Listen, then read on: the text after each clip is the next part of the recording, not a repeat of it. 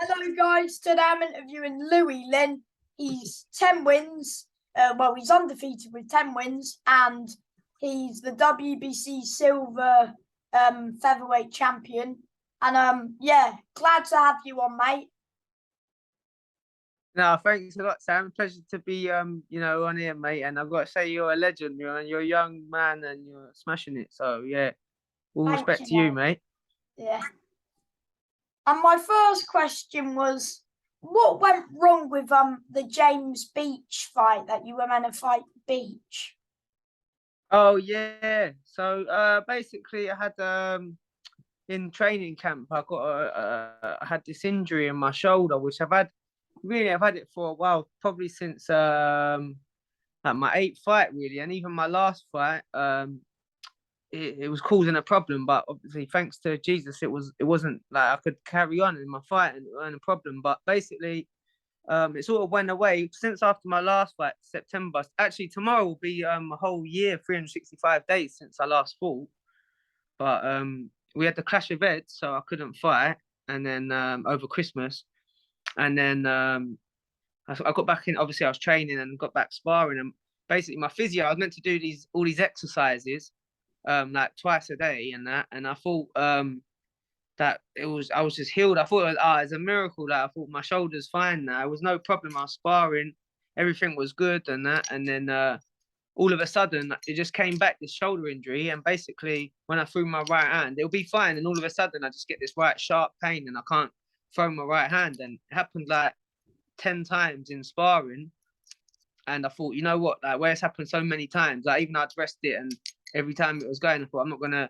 And I met Joe Calzaghe as well years ago, and he said to me, yeah, don't ever take a fight if you're not 100%. And I thought, you know what, there's no point going in there, because if my shoulder goes, then obviously, like I'm gonna just be one-handed, and there's no point putting myself at disadvantage.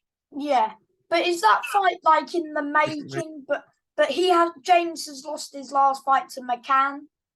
That's right, mate. Yeah, so I'm not sure. I don't think that will be happening now. Because yeah, and even because I've been injured for quite a while now, but they had to vacate my belt, the WBC belt. Even though I've got it here, it's still mine, and obviously I'm undefeated. No one's taking it off me, and I won't give it up to anyone. I'll fight anyone for it. But yeah, they vacated it, and Dennis McCann, he's the reigning champ now at the moment for that belt.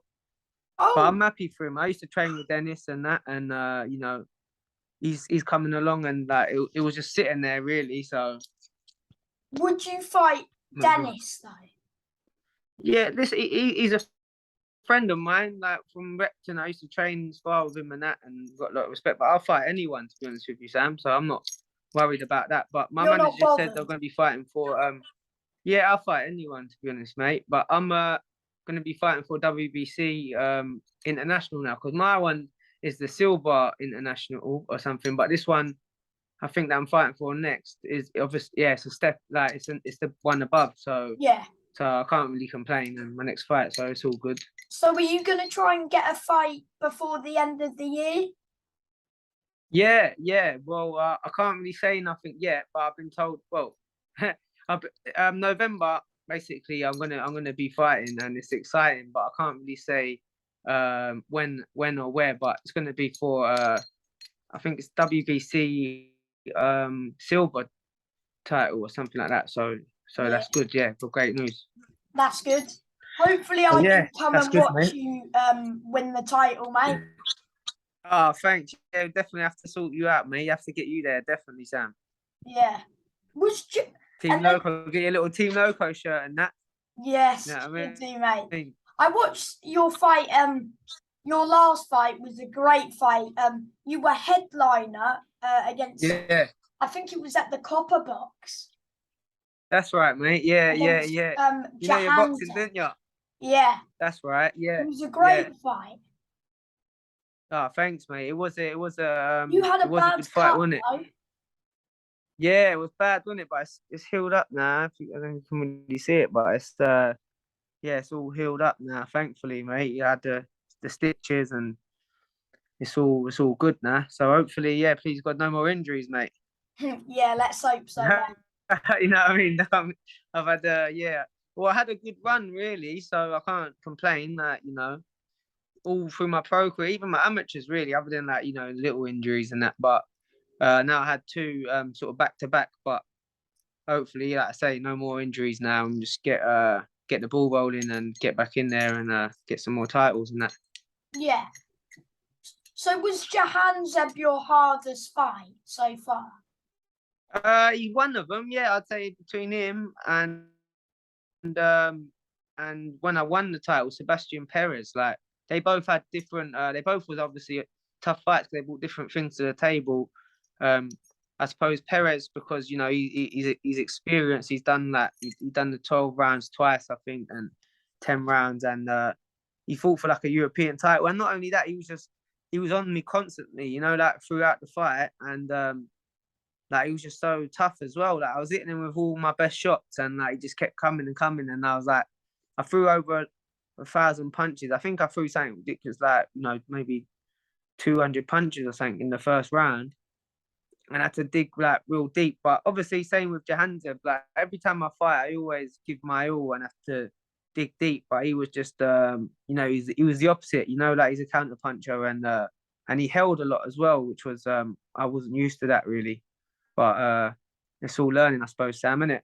Yeah. Jahanzeb was meant to fight for the English title. No, I didn't know that, was he? Yeah.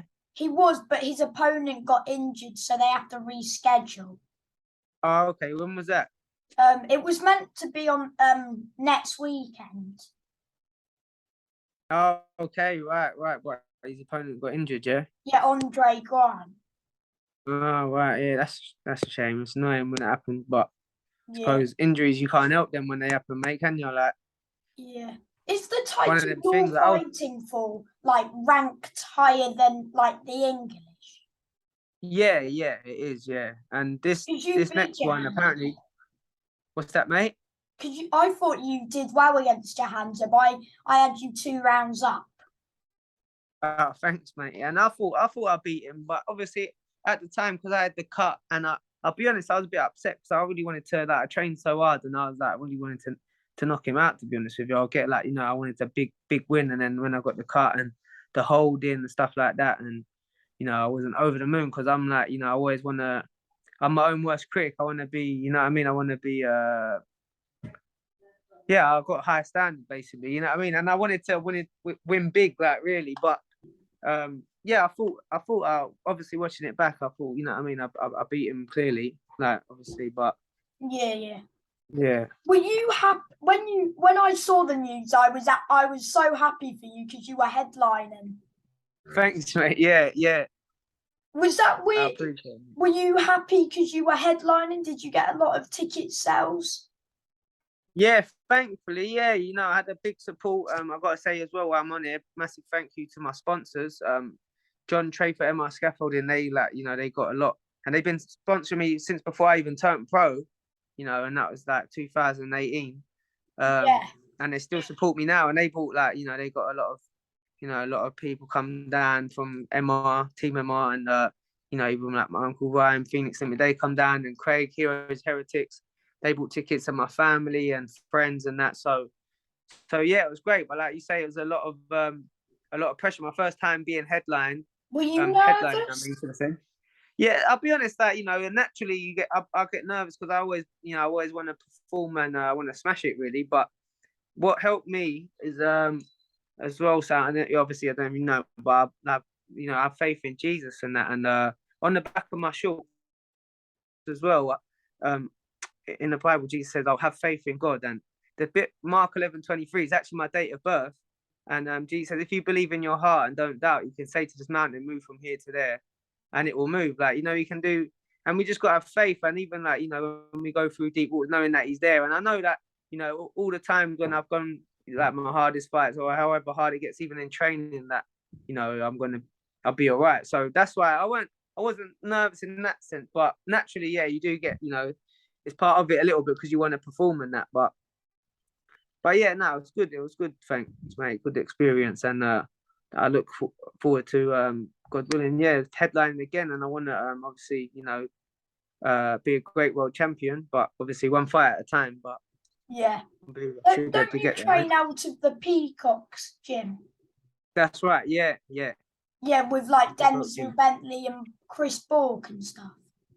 That's it. Ellis, Tom, yeah, all the boys. It's a great gym there. They're my brothers, and they're actually fighting next weekend. Yeah, what, Um, Bentley and Zorro? Yeah.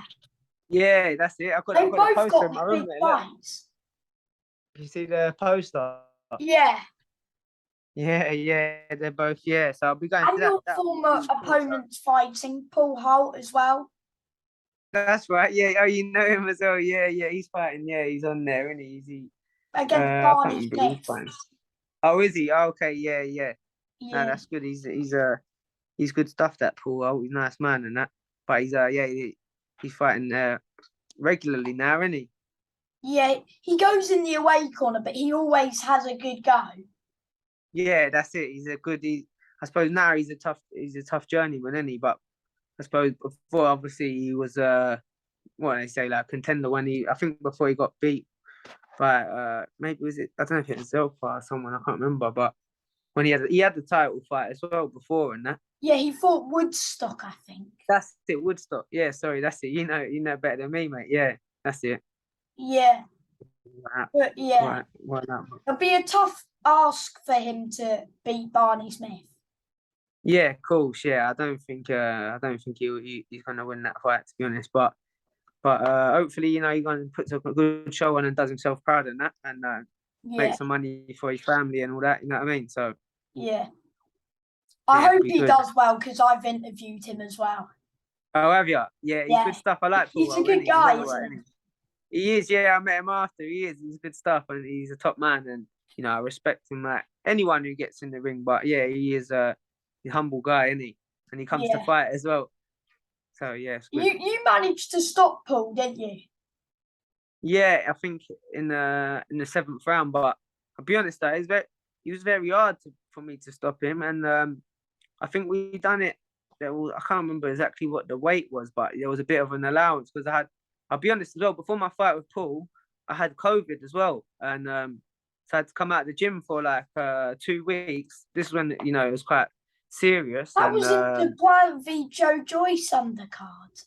that's right. Yeah, yeah, that's it. And I was I remember hoping that watching it obviously. on the TV. Oh, did you watch that fight? Yeah. Yeah. But you wouldn't have seen me because they put me on before the TV coverage. Why? But, yeah, I know. I was a bit upset about that because I was thinking, oh yeah, like that's a big fight, wasn't it? The Boy Joyce fight, and I trained so hard for that, and I was buzzing. I thought, yeah, like this is good. Like I'm gonna be on before the main event. But any like of your fans there, was there? Because it was like behind closed doors. that's right. Yeah, exactly, and yeah, it was different. But I mean, what was I gonna say before that? Oh yeah, obviously I don't know what else I mentioned about COVID. I forgot now. Obviously, well, I had COVID, and they and then because I was meant to fight before that, and then I had COVID, so I'd stay at home for like 2 weeks, come back, train a week, and then fortunately, they was able to get it back on like not long after, and then I fought Paul, and oh yeah, that's it. Sorry, that's it. It was almost at like a super featherweight, and I'm only a featherweight. I make it, to be honest, I make the weight easy, so I'm not like a massive featherweight, or it's not a struggle for me.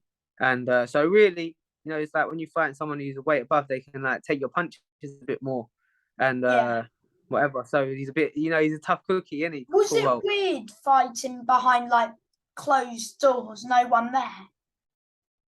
Yeah. To be honest, it was alright. I think before that, I'd had my first, after when we had lockdown, all boxing was off, and I was I was lucky enough to get out on one of the first. I think it was the second show back. Yeah, BT Sport. That's when I fought Monty Ogilvy.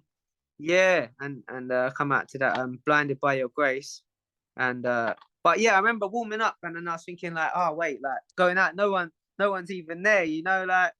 But my coach was like, oh, he said, oh, you know what, well look, get on it because you know what I mean, it's on now, you know what I mean. So and then it's just like sparring or whatever, even though no one's there, it's nice having a crowd, but once the bell goes, it doesn't really matter. And I knew that everyone's watching, and it's my opportunity, and I trained so hard for it. So like, did you get your own changing room? Yeah, you did. Yeah, that was quite cool and that What about the copper boxing. Jahanzeb fight? Did you get your own changing room because you were main event? Yeah, but I think we had a flat. No, there's a few other people in there as well. Actually, yeah. Like so, it's cool. Oh. And I fought at copper box a few times, and The Copper Box yeah, Arena is a good arena. yeah, it is, isn't it? I quite like it there. Yeah. And yeah, I'm used to it. Like I say, if there's people in the changing rooms or not, it doesn't really matter to me. I just get in the zone, so that's not really a problem. But it's quite obviously it's nice to be in. I prefer being in copper box changing room compared to like you're cool. But like I say, a boxing ring is a boxing ring at the Why do end of you the not day, isn't like? Because loads of fighters complain about the York Hall changing room. What's wrong with the it? changing rooms? No, I don't mind them. But they are quite small and like you know what I mean. You've got to share and yeah, there's a lot of people in there and that. You know what Even I when mean. But you're other than main that, event, do you need to share changing room? what you're cool. Yeah. Yeah, I'm not sure. I've never been a main event at York Hall, but I'd imagine hopefully, yeah, they have a bit of a bigger space. Even mind you, when I went to watch Denzel's fight when he won the British title again of Linus, I can't. That was in that's What it. against? O2 Indigo. Was it? In Oh, the Udofia. yeah, Eudophia. Yeah, no, it That was was a at the great O2 fight. Indigo. Yeah, it was a great fight, that wasn't it? It was a proper good fight that. And Yeah. Denzel done class and Do you think but yeah, the Bentley beat changing rooms though, even Morris? though that's yeah, but he was main event and the changing rooms like they wasn't very big at all. You know, like loads of people's in there, there's hardly any space, but you got the job done. That's what that matters really. You know what I mean? Yeah. Do you think Bentley will beat Marcus Morrison Definitely, yeah, of course. by He's too knockout? sharp, like his name says. Eh? I reckon Denzel will stop him inside 7 rounds. You reckon, yeah?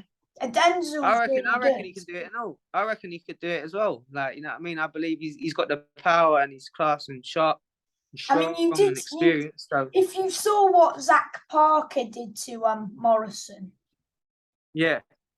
I reckon Bentley could challenge Parker. That would be a decent fight, I reckon. Oh yeah, do you reckon? Yeah, that'd be a good fight as well, wouldn't it? And like I say, once I believe that he can go all the way, Denzel. You know what I mean? He's got all the skills and that. So he's just got to go out there and do it. And I believe he can. And it's his time now. So Yeah. Let's hope yeah, he so can do anyway. it. Yeah, of course, that's it. It's not an easy sport, but like you know what I mean. He can do it. He's got, like I say, he's got all the ability. So he's just got to stay relaxed and go and just do the business really. Yeah. And what about that Monty that you fought? Was he hard? Yeah, he was good. He was a good fighter, isn't he? He's a good fighter on that. But to be honest, I feel like I come out to Blinded by Your Grace, and thanks to God, the grace of God was with me, and like I was just I don't know, just it wasn't too hard to me to be honest with you that fight and everything. Like I dropped him. I think in the first round, it didn't take, and I think even early on, I rocked him a little bit, and then got to, and then dropped him, and then after that, I was sort of like I was in control, sort of thing. So it wasn't too much of a struggle, really. Yeah. And my last Yeah. question is, Go on, mate. do you have any advice for someone who wants to be like a pro boxer when they're older? Yeah. What I will say is that my mum told me. I know probably people say this all the time, but you just gotta believe in yourself and keep putting one foot in front of the other and train.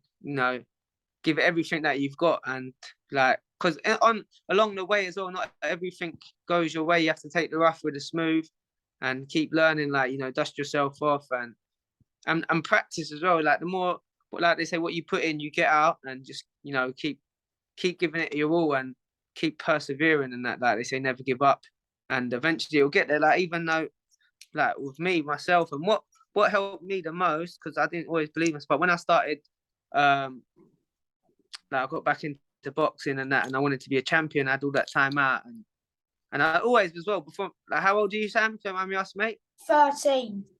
13. Yeah. Okay. Yeah. So I think I had my last amateur fight at 12. When I was 11 to 12, I had 8 fights, and I'd won 4 and lost 4, and then I had like sort of 5 years out of boxing. I trained a bit like at 13 or 14, but I didn't have any fights. They couldn't match me up.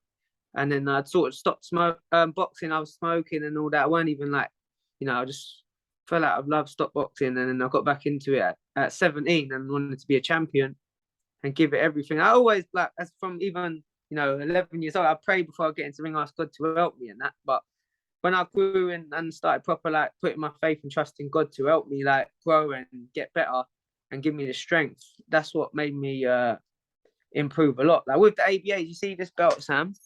Oh, sorry, this one. Well, this one here, ABAs.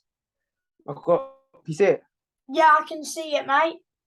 Yeah, that's it. Well, that was 2017, but the first year I done them, I had like 5 years out of boxing. I come back, had 5 fights, and at a small club, Battlebridge, and then went to the Lynn Boxing Club. Got to the novice finals, won them. That was good. Under 20s. Then I went straight into the ABAs, and I lost the first year. And I thought, because the kid, Muhammad Ali, was on Team GB, and he was a lot more experienced and all that. So I thought, you know what, fair and like, and he beat me like fair and square, and I was like a novice, and he was like obviously, elite. And then the second year, I trained even harder, and I quit university as well to do boxing because that's my dream.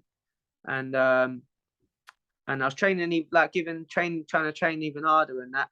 And I'd still prayed and that whatever, but that year I'd lost, and then had the opportunity to box for England in Scotland and Ireland, and then again, yeah, I just trained even harder and believed in myself. And have you heard of that law of attraction as well? Have you, mate? Pardon? Have you heard of law of attraction before? No. Basically, let's say like if you say, "Oh, I can do this," and that you tell yourself like you can do it, or just tell like even telling yourself in your mind, "I can be a champion and I'm gonna win this fight" and all that and stuff like that. And then anyway, I boxed them 2 fights, but in Ireland, I boxed in Ireland and against this who was on the Olympic team and all that, and more experienced, heavier, and what's it? Yeah, that was like my hardest fight actually. That's my hardest amateur fight, and was in Dublin, and I boxed like. He was proper on me because he's stronger and that. But I boxed out and I'd done stuff that I never knew I could do, and I prayed. And then after that fight, I thought, wow, it seemed like God was with me because I'd done stuff I'd never done, and like he answered my prayers. And really, I beat him, but they give it to him because it was in Ireland, and all the fans and even their coaches and that said that I'd won. And when I watched it back, I thought, wow, that I'd done stuff I never knew I could do. And then I thought, like, yeah, God definitely helped me. And if I can fight like that in Ireland, then I can win these ABAs. I believed in myself and trusted that God could help me. And then in 2017, I just prayed every morning for strength and that God to help me get better and that. And then 2017, I won the ABAs, and then the rest is sort of history. I was trying to get on Team GB. That didn't happen, but I was already training with Kevin Mitchell, and obviously that world champion. He's been a great help in my career and brought me on and that. And same with my coaches now at the Peacock. But then turned pro and had 4 knockouts and that, and just everything's just progressed really. But ultimately, what I'm trying to say, Sam, is trusted God and give it everything I've got, and that's like with anything I suppose in life. Do your best, and that's it, and then it'll work out in the end. Yeah.